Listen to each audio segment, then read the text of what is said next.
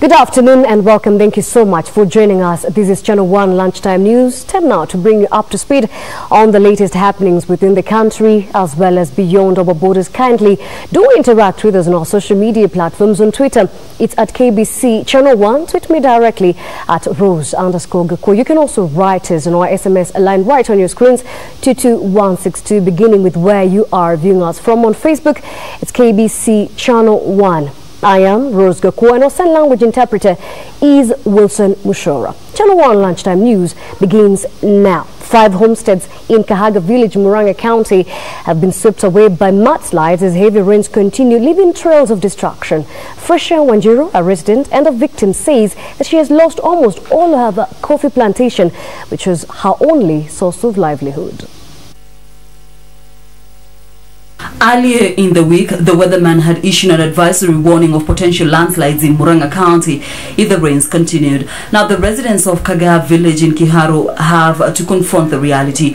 Close to 5 homesteads have been completely swept away, and land in the area has developed deep gullies with streams emerging. Fresha Wanjiru, a landslide victim, says that she has lost almost all of her coffee plantation, which has been her source of livelihood. Hii kisanga kilikuja kikachukua ile shamba ya kwanza, ile ya jirani yetu ya wa chini. Sasa kimekuja kimepanda, kimechukua hata kahawa yangu yote, hata shamba hii yangu yote imeenda. Hata manyumba huko hatuna kikao sababu maklaki yamejaa huko na hata yanaenda yakipanda huko juu. Na sasa serikali imeamurisha tuhame twende huko juu. Na huko juu tunakaa kwa majirani, hatuna makao.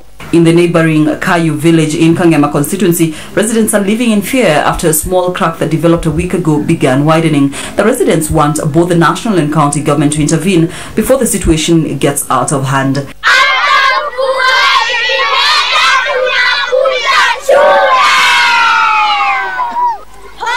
Caroline Kamar reporting for Channel 1 Lunchtime News.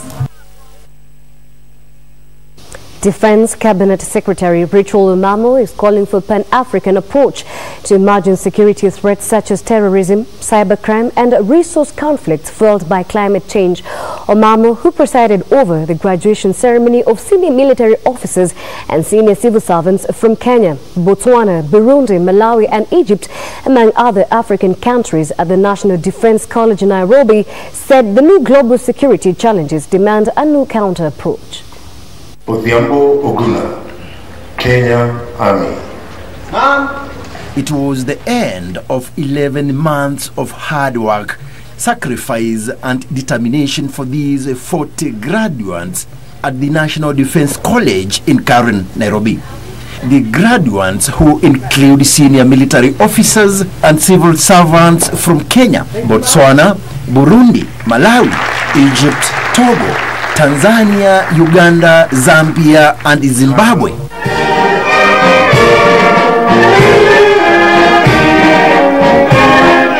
are now equipped with skills on management of national security and other related areas of public policing. Kenyan Defense Cabinet Secretary Ambassador Rachel Omamo, who graced the 20th graduation ceremony, challenged African nations to harness resources and form a formidable force to deal with emerging security threats such as terrorism and cybercrime. We are honored and proud that your country selected our National Defense College to further your military and professional career, to contribute to the design, formulation and direction of security and development policy at national and regional level. She said the spirit of partnership among African states reinforces the much needed peace and stability in the region. Your presence in Kenya this past year reinforces the bonds of friendship between our countries and brings us closer to realizing the goal of a peaceful, united Africa. Since its establishment, the National Defense College has trained 640 Kenyan military and public officers and 207 officers from foreign countries. Samson Kitavi, Lunchtime News.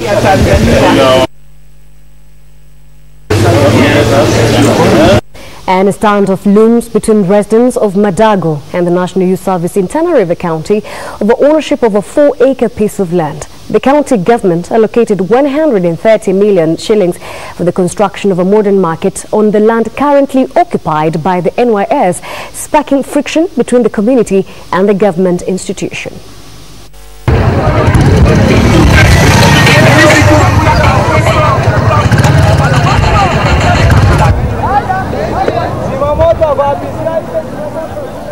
It has been a tug of war between the National Youth Service and the residents of Madogo in Tana River over ownership of the land currently occupied by the government-owned youth training institution.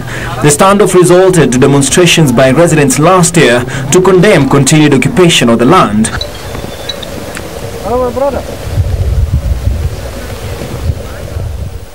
According to area MCA Abdi Argamso, NYS was temporarily allocated the 4-acre piece of land in 1983 and the stay in Madogo is now long overdue. Argamso confirmed that tendering for builders of the market had been concluded and the plans were underway for works of construction to begin. Because wafadhili wamejitolea kutujengea soko, tulikosa kwa utata wao wakidai kwamba kambi ni yao. Tukakuja miaka 5 ya gatuzi ya kaunti ya Tana River iliyotangulia. Pesa ya kwanza katika mwaka wa fedha wa kwanza, mimi Mheshimiwa Abdi Argamso nilikuwa katika kamati ya bajeti, tuliwekea milioni 100 ya kwanza. Haijafanya chochote soko ya Madogo. Tukaongeza milioni 90 mwaka wa fedha wa pili. Mwaka wa fedha wa tatu tukaongeza milioni 130. Hizo pesa zote hazijasaidia mwananchi wa Tana River ama Madogo kupata soko. Sababu kisingizio nini? Ni kambi ya NYS ambaye iko ndani ya Madogo ambaye sisi kama wenyeji hatuijui. Former Saka Ward Councillor Wedo Badiba, who served between 1974 and 2013, said that land in Madogo was held in trust then by Tana River County Council, who have free will to allocate the land to a beneficiary of their choice.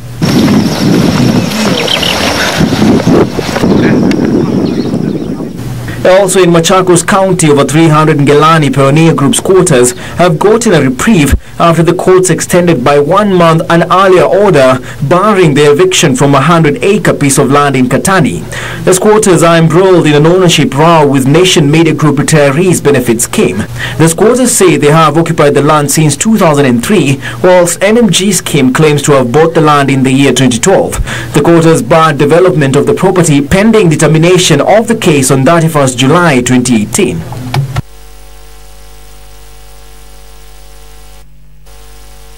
The Senate seeks to prioritize the Intergovernmental Relations Bill to establish an appropriate alternative dispute resolution mechanism within the devolved units. Senate Speaker Kenneth Lusaka, who was speaking at the close of the 3rd Legislative Summit in Mombasa, said there was need for improved working relations in the counties if Kenyans are to reap the true meaning of devolution.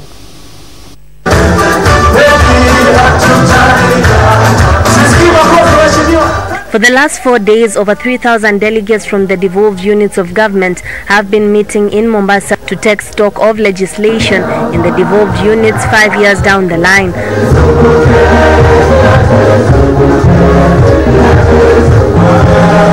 Bringing down the curtains, Senate Speaker Kenneth Lusaka urged senators to prioritize the Intergovernmental Relations Bill to establish appropriate roadmap on how to iron out differences instead of the costly litigations. Our deliberations have re-emphasized the central role of the county assemblies in delivering the Big Four agenda. Let us take oversight, legislation and representation role seriously, especially on the matter of our source revenue. We need democracy with something that we can take to our people. We need our people to have money in their pockets. And to do that, we need a paradigm shift and we need new leadership. Lusaka also used the opportunity to rally for the realization of the 2/3 gender rule, saying women should be given an equal chance in representative politics, sentiments supported by youth and gender cast Rachel Shebesh and Machakos Governor Alfred Mutua. The low proportional representation of women in political and governance structures in Kenya necessitated the introduction of gender rule and quotas to remedy under-representation. It should not be ignored at the county and national level. Kisii County, my senator is here, a very good friend of mine. Something is wrong, something needs to change. women are entitled to go anywhere in the county. They are entitled to bring motions. In fact, they have no other business but to bring motions and legislation to the assembly floor. When you say they're not doing that, then really, first of all, you don't know your work as a speaker and you are unconstitutional. Why are we playing double standards? Nomination is nominations. There's no blue or red. You have been nominated to represent a specific interest. I have been elected to represent a constitutional state office. That is the difference. If you don't vote in the Senate, why do you want ours at the local level, at the assemblies, to vote? Kisii Senator Sam Ongeri, who represented NASA Principal Raila Odinga, called for a clear separation of roles that will exonerate the elected leaders from failures of county chiefs. A clear separation of roles will save both the MCAs and the executive from losing elections for failures not of their making. The conference came to a close even as MCAs were accused of using the public participation forums as a money-minting venture as it defeats all purpose. There is really no funds that have been set aside to entice members of the public to participate, because this is a right enshrined in the Constitution. We want the public to take up that right and exercise it. Juni Karisa for Channel 1 News from Mombasa County.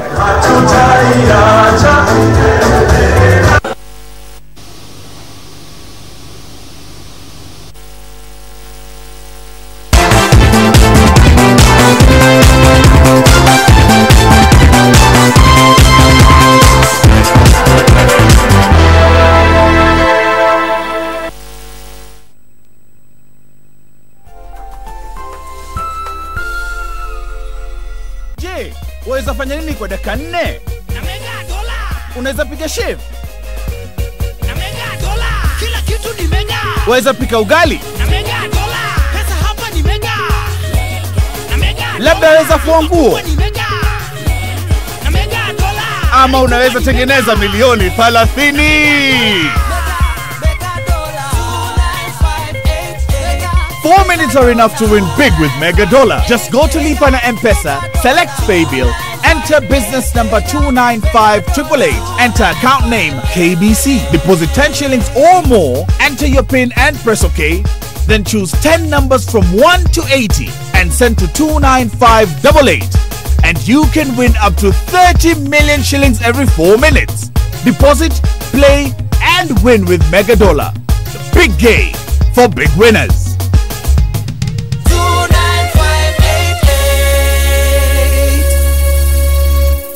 Rescue a baby rhino after its mother is attacked by poachers. And sadly it was a horrendous decision to make, and a call I hope we don't have to make again, but it was to take the baby away from the mother. But when rangers try to care for it, the baby stands its ground. Every one of us is trying to do our best for it. All it wants to do is kill us. And Max, the tame white rhino, goes on his first date. He's a bleeping dude, isn't he? But it proves too overwhelming. It's just another busy week at a Kenyan game reserve.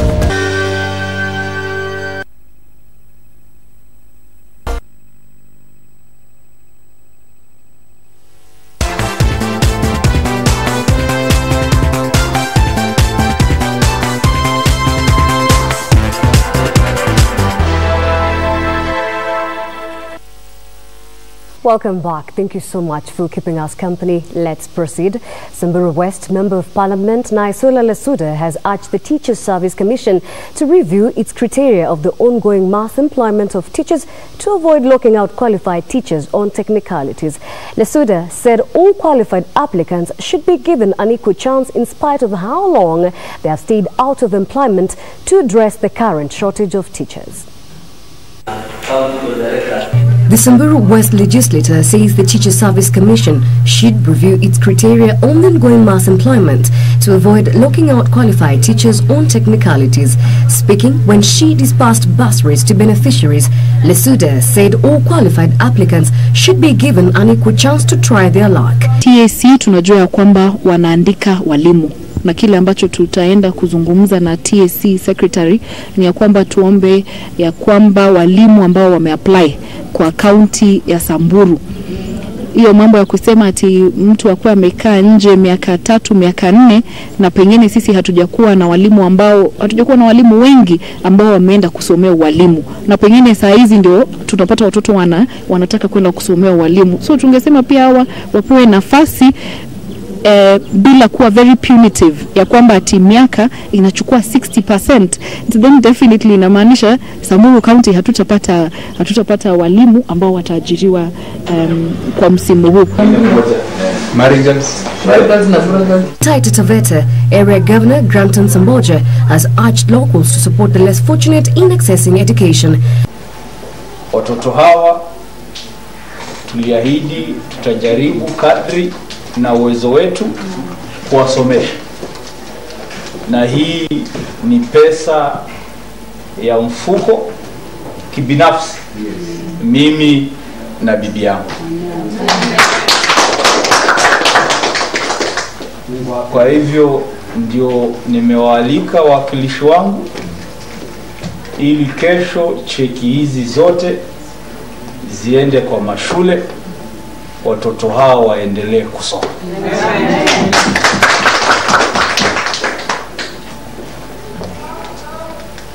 Na natoa changamoto kwa wengine wenye Mungu amewabariki kwa njia hii au nyingine, watoe watoto wafanye nini? Wasome. Addressing over 300 beneficiaries of the Imarisha Elimu Initiative, Samboja said the county has increased its bursary kitty to 150 million shillings to benefit more deserving pupils. Akti hiyo tuliweza kuibadilisha wiki 4 zilizopita, na wiki iliyopita ikaletwa kwa bunge letu la county, ikajadiliwa, ikapasishwa, na mimi mwenyewe nikaweka kidole, nikapitisha, nikasema kwa sasa mimi sihitaji nyumba, deputy governor hahitaji nyumba kwa sasa. Pesa hizo zote tukasema ziongezwe kwa ile milioni 50 na zingine 15 pia zikapatikana. Kwa hivyo mgao wa basari 2019 itakuwa ni 150 million.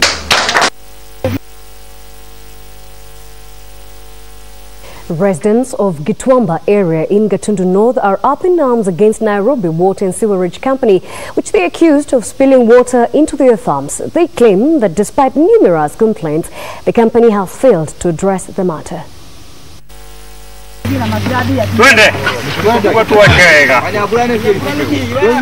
Hundreds of farmers held demonstrations near Ngethi water treatment plant in Gitwamba in Matara location, Gatundu North, faulting Nairobi Water and Sewage Company for poor management of water spillage, which now flows uncontrolled into their farms. They called for immediate disconnection of water pipes in the area. Residents claim the agreement they had with the water company was for a leeway of the pipes to redirect excess water elsewhere. Maji wanafungua wakati wote wanafikiria, wanaharibu chakula zetu, na hata tukienda Ngethi haturuhusiwi hata kuingia zaidi ya gate. Hakuna mtu anaruhusiwa. Na hata ukisema hakuna mtu nasemea. Ukisema ni wewe unajisemea. Kwa hiyo wakati tumeweka chakula kwa shamba, wao huwa wanafungulia maji. Wakati mwingine hata tunashindwa. Kuna jua na tumeweka mashamba yetu kama kunyunyuzia maji, lakini wao wakipita tu unaona tena maji inafuata, inakuja inaharibu mimea yetu. Efforts to reach the managers of the water company to respond on the issue were futile, with employees at the Gitwamba saying they do not have authority to respond to policy matters. Ahadi Kenya Trust wants the government to have people living with disability and those that are Jiga infested classified in the national census. Ahadi Kenya Chief Executive Officer Dr. Stanley Kamau says the move will enable proper channeling of funds to such people who have been left to fight on their own.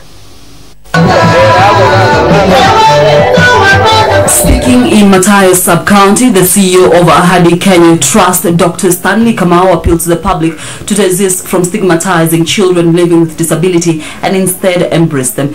We have had children who are disabled or who have a disability who are infested with jiggers. I'm calling on the Kenyan public. Let's not neglect those who are disabled. Let's not neglect children with special needs, because so I'm calling the public. Let's actually take these children as our own children. Let's treat them as part of our families. Let's treat them as Kenyan citizens. During the exercise, over 300 children infested by jiggers were treated at Bugengi Special School and benefited from free sanitary towels and shoes to protect them from the parasites. Still have a very high number of school-going children who are jigger infested. As we carry out the census, I think it's only a matter of putting 1 or 2 more lines to ask how many people in a household are jigger infested. The exercise, which is ongoing countrywide, is targeting at least 4,000 households in a bid to eradicate the menace. Dr. Kamau used the occasion to call on the government to ensure those living with disabilities and infested with jiggers are classified in the national census. Caroline Kamau reporting for Channel 1 Lunchtime News.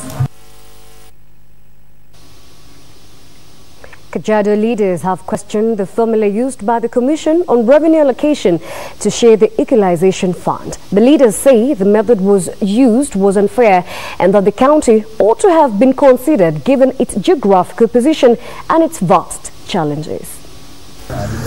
Leaders from Kajiado are now questioning why the county was left out from the equalization fund. The leaders claim the methodology adopted by the Commission on Revenue Allocation to identify the 14 counties benefiting from the fund was discriminatory, to say the least. CRA has had a marginalization policy in the first term after the 2020 constitution that identified only 14 counties and left out counties that personally felt counties like Kajiado and a few counties in Ukambani, even a few areas within the Mount Kenya and Central region that warrant to benefit from the equalization fund. Led by Area Governor Joseph Olelenku, the leader says the policy left out most counties that ought to have been considered. Kajiado is largely viewed on the basis of Gong, Kiserian, Kitengela, Ongata Rongai, and classified as the richest county actually in the country. But when you go to the rural Kajiado, there are a lot of poor people. There are areas that are completely marginalized, and those are the concerns that he has even with teachers' postings. Though Kajiado County is categorized among the first 3 richest counties in the country, majority of the native community live in poverty. A cross-section of leaders in Lamu County have embarked on a campaign to sensitize residents on the importance of promoting menstrual health among adolescent girls in the region.